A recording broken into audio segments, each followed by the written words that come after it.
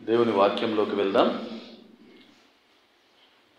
కీర్తనల గ్రంథము 107వ కీర్తన 4 నుంచి 9 వచనాలను చదువుకుందాం.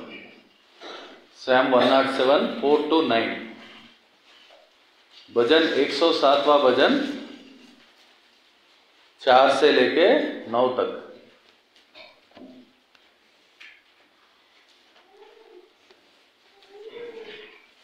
వారు అరణ్యమందరి ఎడారి త్రోవను తిరుగులాడుచుండిరి. నివాసపురమేదియు వారికి దొరకకపోయెను. ఆకలి దప్పుల చేత వారి ప్రాణము వారిలో సొమ్మసిల్లెను. వారు కష్టకాలమందు యెహోవాకు మొరపెట్టిరి. ఆయన వారి ఆపదలలో నుండి వారిని విడిపించెను. వారొక నివాసపురము చేరునట్లు చక్కని త్రోవను ఆయన వారిని నడిపించెను. ఆయన కృపను బట్టియు నరులకు ఆయన చేయు ఆశ్చర్య కార్యములను బట్టియు వారు యెహోవాకు కృతజ్ఞతాస్తుతులు చెల్లించుదురుగాక. ఏలయనగా ఆశగల ప్రాణమును ఆయన తృప్తిపరిచియున్నాడు. ఆకలి గొనిన వారి ప్రాణమును మేలుతో నింపియున్నాడు. దేవుడు ఈ వాక్యములను దీవించునుగాక. ప్రియ సంగమా, ఈ 107వ కీర్తనలో మనం ఆ కీర్తన మొత్తము చూసినప్పుడు కొంతమంది మనకు అక్కడ కనిపిస్తూ ఉన్నారు. దేవుడు మనకు చూపిస్తూ ఉన్నారు. వారి పరిస్థితి ఎలా ఉంది అంటే, వారు అనేక రకాల ఇబ్బందికరమైన పరిస్థితుల్లో ఉన్నప్పుడు ఆ పరిస్థితులలో తట్టుకోలేక, ఆ పరిస్థితులను భరించలేని పరిస్థితుల్లో వారు దేవునికి మొరపెట్టినప్పుడు ఆయన వారి మొరను విని తన అద్భుత ఆశ్చర్య కార్యముల ద్వారా వారి పరిస్థితిని మార్చి వారిని కాపాడిన పరిస్థితి, దానిని బట్టి వారు ఆయనకు కృతజ్ఞతాస్తుతులు చెల్లించే ఒక పరిస్థితి ఈ కీర్తన అంతటా అడుగడుగున మనకు కనబడుతూ ఉంది. ఇదే ఆయనను ఆరాధించడం, ఇదే ఆయనను ఆరాధించడానికి ఆధారం. ఎందుకంటే ఈరోజు కూడా మనము అదే పరిస్థితుల్లో ఇక్కడ చేరి ఉన్నాం. మనం కూడా ఒకరోజు రకరకాల పరిస్థితుల్లో, రకరకాల అనుభవాల్లో, రకరకాల ఇబ్బందుల్లో, రకరకాల ఇరుకుల్లో, దిక్కుతోచని స్థితిలో, ఏ ఆదరణ దొరకని పరిస్థితుల్లో, మరణకరమైన పరిస్థితుల్లో ఆయనకు మొరపెట్టిన వారమే. ఆ మొర విన్న ఆయన తన అద్భుత ఆశ్చర్య కార్యములతో మన జీవితాలను రక్షించి, కాపాడి, విమోచించి, విడుదల దయచేసి నెమ్మది, సంతోషం ఇచ్చి ఉన్నారు. దేవునికి స్తోత్రం, హల్లెలూయా. అందుకనే ఈరోజు మన జీవితాల్లో ఆయన చేసిన మేళ్లను బట్టి, ఆ మేలులు చేసిన ఆయన కృపను బట్టి ఆయనకు కృతజ్ఞతాస్తుతులు చెల్లించుటకు ఇక్కడ మనం కూడుకొని ఉన్నాం. వీటన్నింటిని బట్టి ఆయనను ఆరాధించడానికి ఇక్కడ మనము చేరి ఉన్నాం. ఆయనను స్తుతించడానికి ఈరోజు మన జీవితంలో ఎన్నో అనుభవాలు, ఆయనను స్తుతించడానికి మనం మొదలు పెడితే ఆ జ్ఞాపకాలకు ఒక అడ్డు అనేది ఉండదు. ఎన్ని జ్ఞాపకాలు, ఎన్ని అనుభవాలు ఆయనను స్తుతించడానికి. ఇక్కడ వాక్యము ఒక అనుభవాన్ని మనకు చూపెడుతూ ఉంది. దాన్ని ధ్యానించుకుంటూ ఆయనను ఆరాధించడానికి ఈరోజు సిద్ధపడతాం. మనం చదివిన వాక్యంలో మనం చూస్తూ ఉన్నాం, వారు అరణ్యంలో, ఎడారిలో తిరుగుతూ ఉన్నారు. ఏ నివాస స్థలము వారికి కనిపించడం లేదు, ఏ నివాస స్థలము వారికి దొరకలేదు. ఆకలితో అలమటిస్తూ ఉన్నారు. వారి పరిస్థితి ఎలా అయిందంటే ఆ ఆకలితో సొమ్మసిల్లిపోయే పరిస్థితుల్లో వారు దేవునికి మొరపెట్టినప్పుడు ఆయన వారి మొర విని వారి ఆకలి తీర్చినట్టుగా మనం చూస్తూ ఉన్నాం. అంతేకాదు వారిని ఒక చక్కని త్రోవలో నడిపించి ఒక నివాసపురము చేర్చినట్టుగా మనము చూస్తూ ఉన్నాం. ఆశపడిన ప్రాణమును తృప్తిపరిచిన, ఆకలిగొన్న ప్రాణాన్ని మేలుతో తృప్తిపరిచిన ఆ గొప్ప దేవుని ఈరోజు మనము వాక్యం ద్వారా చూస్తూ ఉన్నాం, మన జీవితాల ద్వారా అనుభవిస్తూ ఉన్నాం, మన సాక్ష్యాల ద్వారా మహిమపరుస్తూ ఉన్నాం.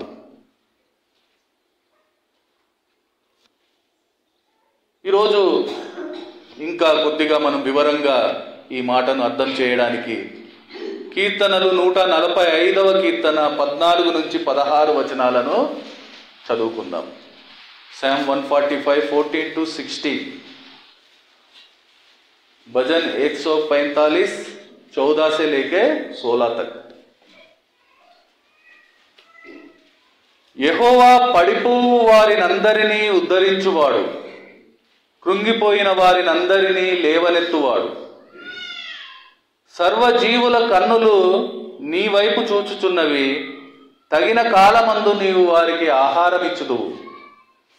నీవు నీ గుప్పిలిని విప్పి ప్రతి జీవి కోరికను తృప్తిపరచుచున్నావు.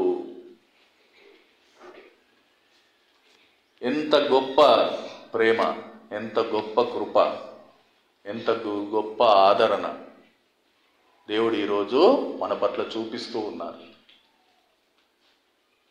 ఆయన తన గుప్పిలిని విప్పి మన ప్రతి కోరికను తృప్తిపరిచే దేవుడిగా ఉన్నారు ఈరోజు మనకు.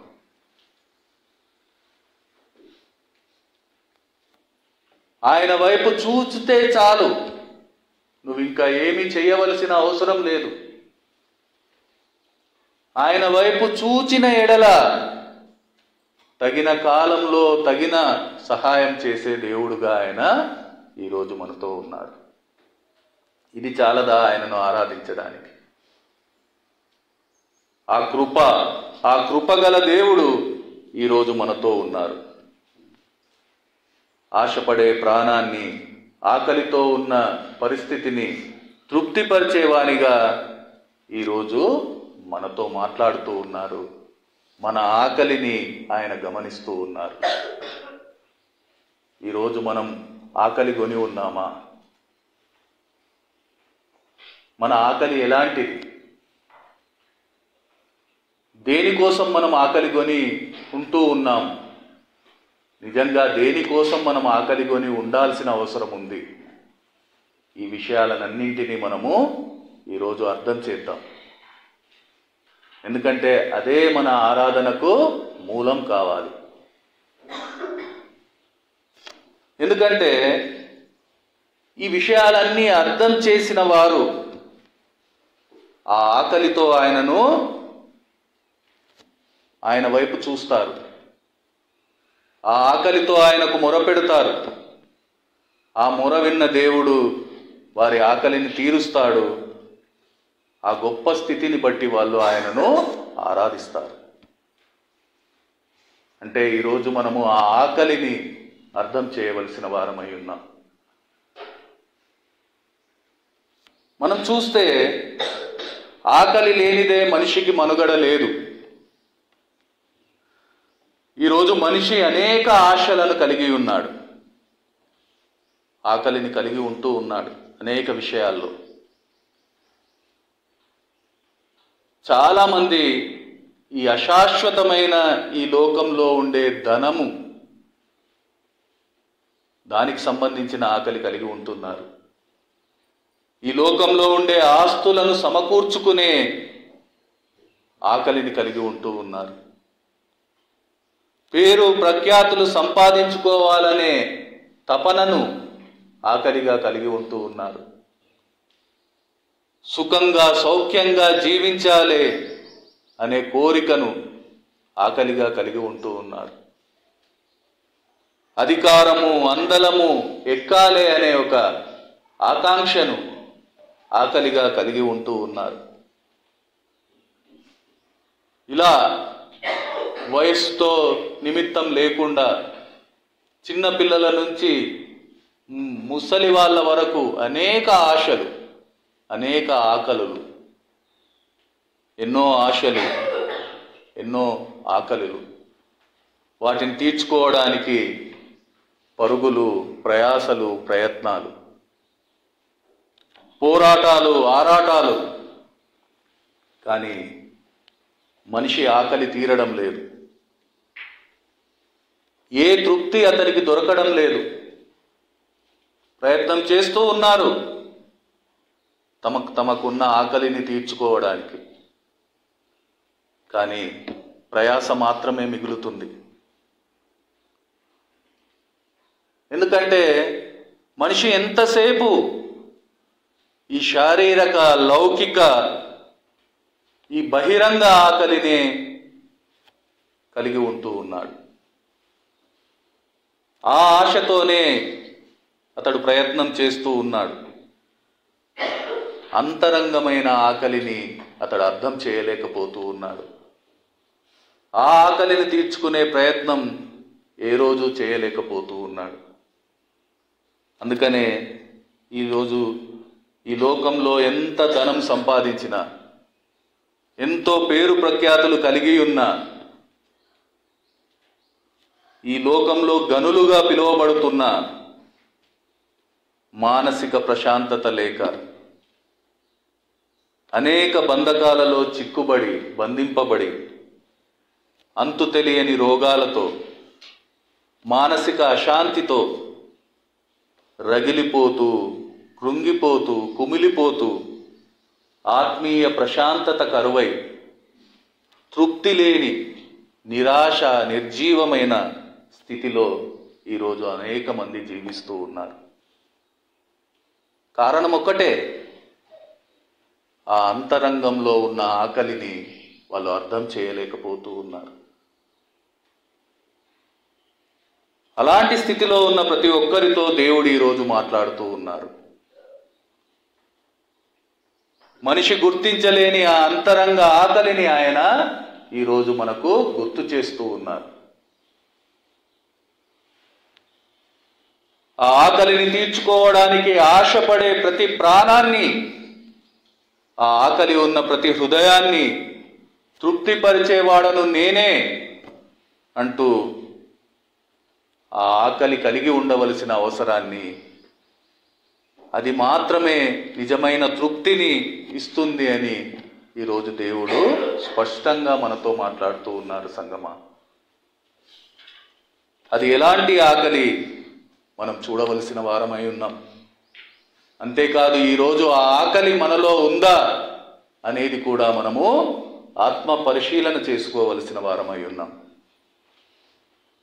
ఈ సమయంలో వాక్యము కొన్ని ఆకలుల గురించి మనతో మాట్లాడుతూ ఉంది. మొదటగా మనం చూస్తే నీతి కొరకు ఉండే ఆకలి. మత్తయి సువార్త 5వ అధ్యాయము 6వ వచనంలో మనం చూస్తాం, నీతి కొరకు ఆకలి దప్పులు గలవారు ధన్యులు, వారు తృప్తిపరచబడతారు. ఈరోజు లోకంలో ఉండే అనేక ఆకలులు తృప్తిని ఇవ్వలేకపోవచ్చు. కానీ దేవుని వాక్యం చెబుతూ ఉంది, నీతి కొరకు ఉండే ఆకలి, ఆ ఆకలి ఎవరైతే కలిగి ఉంటారో వారు తృప్తిపరచబడతారు. నీతి కొరకు ఆకలి దప్పులు గలవారు ధన్యులు, వారు తృప్తిపరచబడదురని ప్రభు యేసు తన కొండ మీది ప్రసంగంలో మాట్లాడి ఉన్నారు. పరిశుద్ధులుగా ఆయన చెంత ఉండి, ఆయనను పోలి పరిశుద్ధాత్మతో నిండి ఉండడమే నీతిమంతులుగా ఉండడం. నీతి అంటే క్రీస్తే, పరిశుద్ధత అంటే క్రీస్తే. నీతి కొరకు ఆకలి అనగా ఆ పరిశుద్ధుడు, నీతిమంతుడైన ఆయనతో ఉండడం, ఆయనతో పోలి నడుచుకోవడం, ఆయనను నమ్మడం, ఆయన మీద ఆధారపడడం, ఆయనకు పూర్తిగా లోబడడం, ఆయనతో జీవించడం. ఇది ఎప్పుడు కలిగి ఉంటాం మనము? ఆయనతో సంబంధం ఉన్నప్పుడే, ఆయనతో సహవాసం ఉన్నప్పుడే. ఎందుకంటే ఇది ఆయన దగ్గర తప్ప ఇంకెక్కడా మనకు దొరకదు. ఆయనతో సంబంధం ఉన్నప్పుడు, ఆయనతో సహవాసం ఉన్నప్పుడు ఆ ఆకలి నీలో పుడుతుంది. ఈరోజు ఆ ఆకలిని మనము కలిగి ఉండవలసిన అవసరం ఉంది.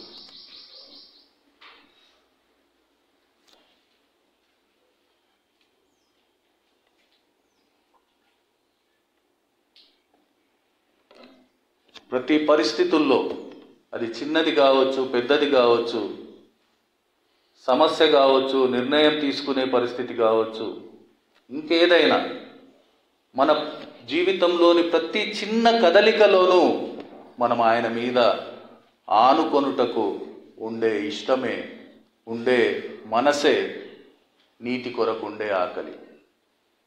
ఈరోజు ఆ ఆకలి మనలో ఉందా? ఆ ఆకలి మనం కలిగి ఉంటున్నామా? దేవుడు చెప్తూ ఉన్నారు, ఆ ఆకలితో నువ్వు ఉంటే నీకు తృప్తినిచ్చే దేవుడను నేను. అలాగే ప్రార్థించుట కొరకు ఉండే ఆకలి. అపోస్తుల కార్యము 10వ అధ్యాయము 9, 10 వచనాలను మనం చూస్తే, యాక్ట్స్ 10:9 and 10 verses.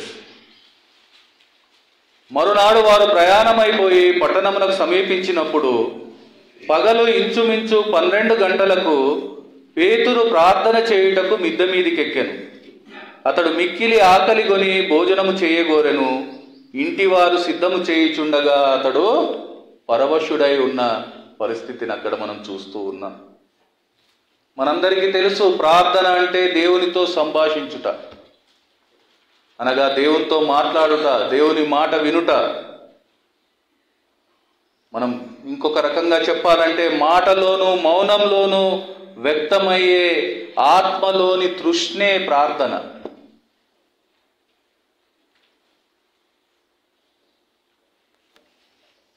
మన ఆత్మలోని ఆరాటాన్ని, ఆయనలో లీనమై ఉండాలనే కోరికను ఆ ప్రార్థన చూపెడుతూ ఉంది. ఈరోజు అనేక జీవితాలు ఆయన సన్నిధిలో చేరి ఉన్నాయంటే ప్రార్థనే ఆధారమై ఉన్నది. నీ కోసం, నా కోసం ఎవరో ఒకరు ప్రార్థన చేసి ఉన్నారు. అందుకనే ఆ ప్రార్థన ప్రతిఫలంగానే మనకు అర్హత లేని ఈ సన్నిధి మనం అనుభవిస్తూ ఉన్నాం.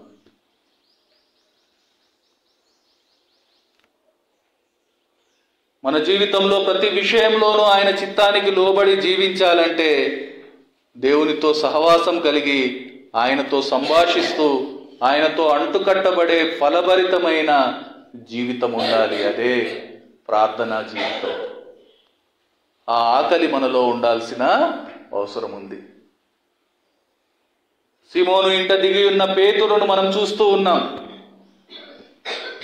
మధ్యాహ్నపు వేళ ఆకలి కాగానే ఆయన ప్రార్థించుటకు వెళ్ళెను. అనగా పేతురు తన బహిరంగ ఆకలిని అంతరంగ ఆకలిగా మార్చుకున్న పరిస్థితి చూస్తూ ఉన్నాం మనం.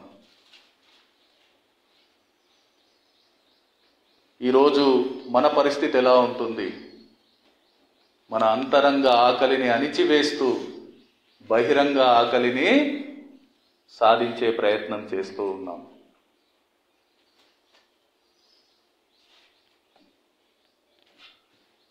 పేతురుకుండే ఆ ప్రార్థన ఆకలి పరలోకాన్ని తన ముందు పరిచింది. అంతేకాదు, అతని ఆకలే కాదు, దాని ద్వారా ఎంతో మంది ఆకలిని తీర్చగలిగింది. ఈరోజు అలాంటి ప్రార్థన ఆకలి మనలో ఉందా? మానవుల రక్షణ కొరకైన ఆకలి కొని ఆ శిలువపై ప్రభు యేసు మరణించి ఉన్నాడు. ఆయన పిల్లలుగా ఆయన ఇచ్చిన బాధ్యతను నెరవేర్చడానికి, మన చుట్టూ ఉన్న వాళ్ళను రక్షణలో నడిపించడానికి ఆ ప్రార్థన అనే ఆకలిని ఈరోజు మనము కలిగి ఉంటున్నామా?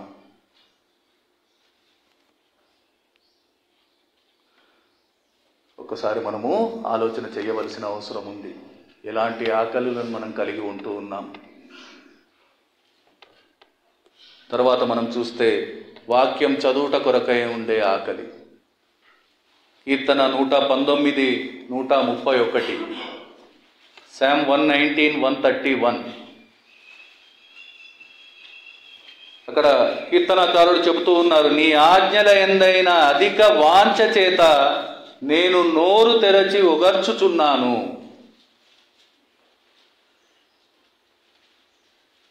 దేవుని హృదయానుసారుడైన దావీదు ఆయన ఆజ్ఞలు గల ధర్మశాస్త్రము చదువుట కొరకైన అధిక వాంఛ చేత నోరు తెరచి ఒగర్చుచున్నానని అక్కడ వ్రాస్తూ ఉన్నారు.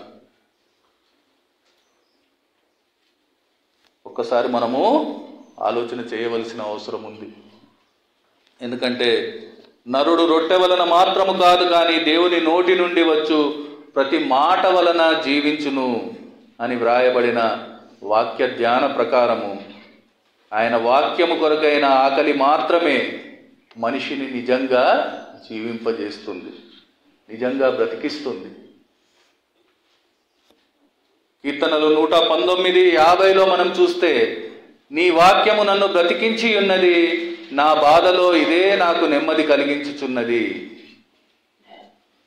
ఇంకా మనం కీర్తనకారుని అనుభవాలను చూస్తే, నీ మాటలు నాకు దొరకగా నేను భుజించి తిని అని రాయబడిన సందర్భాలు ఎన్నో ఉంటాయి. ఆయన వాక్యము కొరకైన ఆకలిని ఈరోజు మనం కలిగి ఉంటూ ఉన్నామా?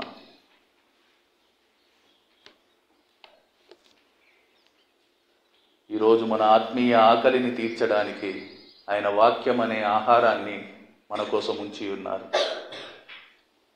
అది తినాలనే కోరిక, అది తినాలనే ఆశ ఈరోజు మనము కలిగి ఉంటూ ఉన్నామా? ఇంకా మనం చూస్తే ఆయన శరీర రక్తముల కొరకైన ఆకలి. లూకా 6:21లో మనం చూస్తాం. లూక్ 6:21, ఇప్పుడు మీ ఆకలి కొనుచున్న మీరు ధన్యులు, మీరు తృప్తిపరచబడుదురు. ఇప్పుడు ఏడ్చుచున్న మీరు ధన్యులు, మీరు నవ్వుదురు.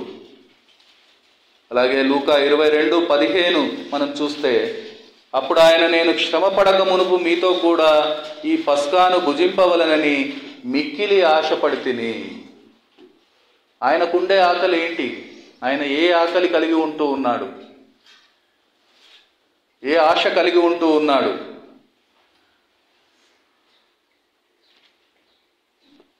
అలాంటి ఆకలి కొన్న మీరు ధన్యులని ప్రభువు చెబుతూ ఉన్నాడు. ఆయన శరీర రక్తముల కొరకైన ఆకలి. నా శరీరము తిని నా రక్తము త్రాగువాడే నిత్య జీవము గలవాడని ఆయన చెబుతూ ఉన్నాడు. ఆ నిత్య జీవము కలిగించే ఆ శరీర రక్తముల కొరకైన ఆకలి ఈరోజు మనలో ఉందా? ఒకసారి మనము ఆలోచన చేయవలసిన అవసరం ఉంది. ఎలాంటి ఆకలితో ఇక్కడ కూడుకొని ఉన్నాం? ఎలాంటి ఆకలితో ఇక్కడికి వచ్చి ఉన్నాం?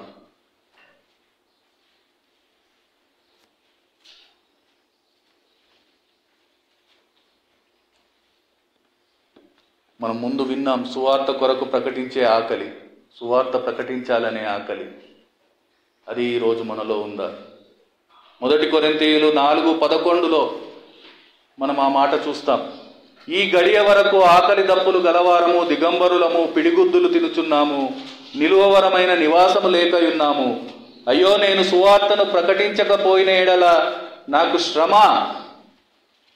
అని అపోస్తలుడైన పౌలు తన సువార్త కొరకై ఉన్న ఆకలిని మనకి ఈరోజు గుర్తు చేస్తూ ఉన్నాడు. దానికోసం ఈ లోకంలో ఉండే ఆకలిలనన్నింటినీ పక్కకు పెట్టి ఆయన ఆ ఆకలిని కలిగి ఉంటూ ఉన్నాడు. ఎందుకంటే ఆ ఆకలి నాకు లేదంటే నాకు శ్రమ.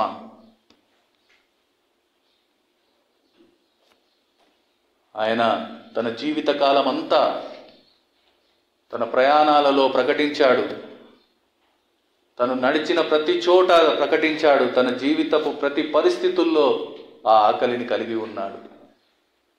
ఈరోజు మనం ఆ ఆకలిని కలిగి ఉన్నామా?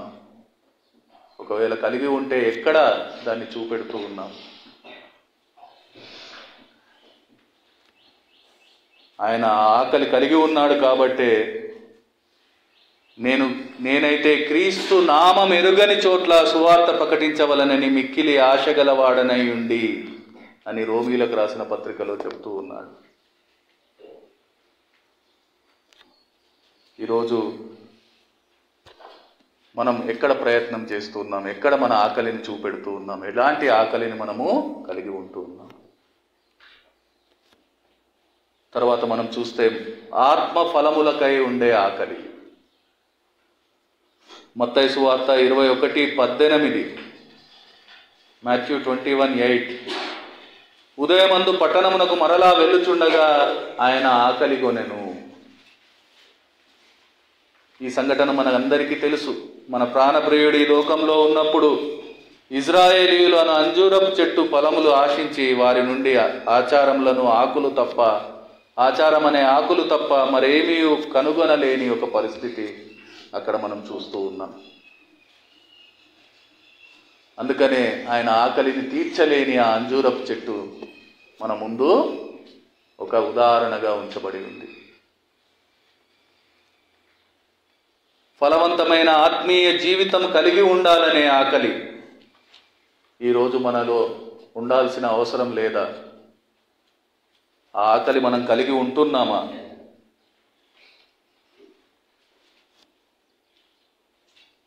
అతని ఫలము నా జీహ్వకు మధురము అని కీర్తనాకారుడు చెప్పిన ఆ ఫలం ఈరోజు మన ఆకలిని తీర్చలేదా? ఒక్కసారి మనము ఆలోచన చేయాల్సిన అవసరం ఉంది. ఎందుకంటే ఆ ఆకలి మనల్ని ఆయన మహిమలోకి తీసుకువెళ్తుంది. చివరగా ఆయనను చూచుట కొరకై ఉండే ఆకలి అన్నిటికంటే గొప్ప ఆకలి. కీర్తనలు 63:2లో మనం చూస్తాం, నీ బలమును నీ ప్రభావమును చూడవలనని పరిశుద్ధాలయమందు నేనెంతో ఆశతో నీ తట్టు కనిపెట్టి ఉన్నాను. కీర్తనాకారుని ఆకలి ఆయనను చూడాలనే ఆకలి, ఆయనను చేరాలనే ఆకలి, ఆయన సన్నిధి అనుభవించాలనే ఆకలి.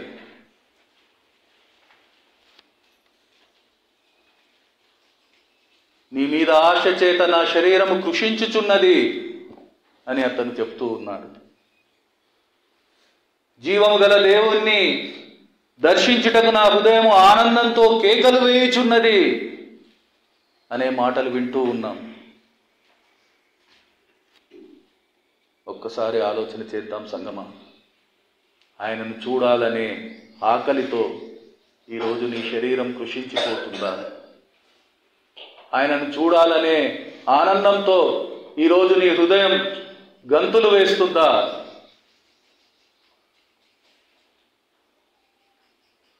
నేను మేల్కొన్నప్పుడు ప్రతిదినము నీ స్వరూప దర్శనంతో నా ఆశ తీర్చుకొందును అన్న కీర్తనాకారుడి ఆ నిశ్చయత ఈరోజు మనలో ఉందా? ఆ ఆకలి మనకుందా?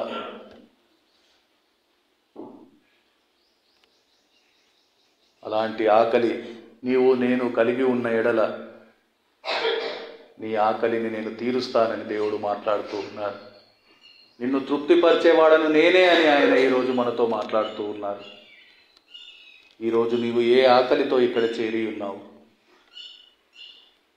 నా ఆకలి ఎరిగి ఉన్న దేవుడు మనతోనే మాట్లాడుతూ ఉన్నాడు. మన అంతరంగ ఆకలిని గమనిస్తూ ఉన్నాడు, ప్రశ్నిస్తూ ఉన్నాడు, పరిశీలిస్తూ ఉన్నాడు. ఈరోజు దేనికోసం మనం ఆకలి కొని ఉన్నాం? ఆయన చూపించి ఉన్నారు ఎలాంటి ఆకలి కలిగి ఉండాలి.